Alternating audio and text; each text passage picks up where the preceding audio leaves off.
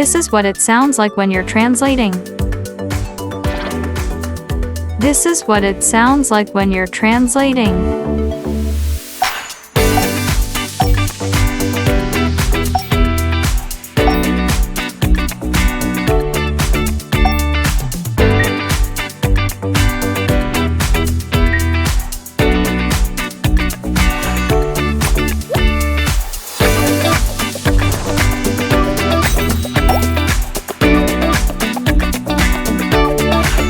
Excuse me, is there a traditional Spanish restaurant nearby?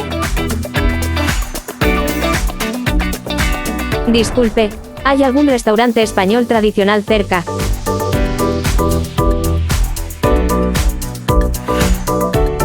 Hola, hay un restaurante famoso al otro lado de la calle. Hello, there's a famous restaurant on the other side of the street.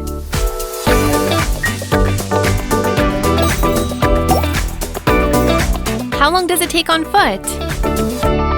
¿Cuánto se tarda a pie?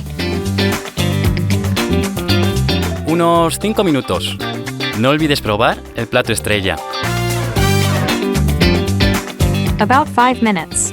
Don't forget to try the signature dish.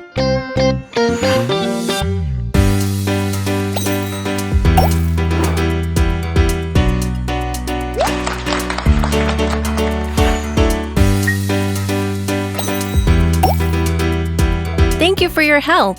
I will try your recommendation. Gracias por su ayuda. Voy a probar su recomendación. Un placer. Espero que te guste. My pleasure. I hope you like it.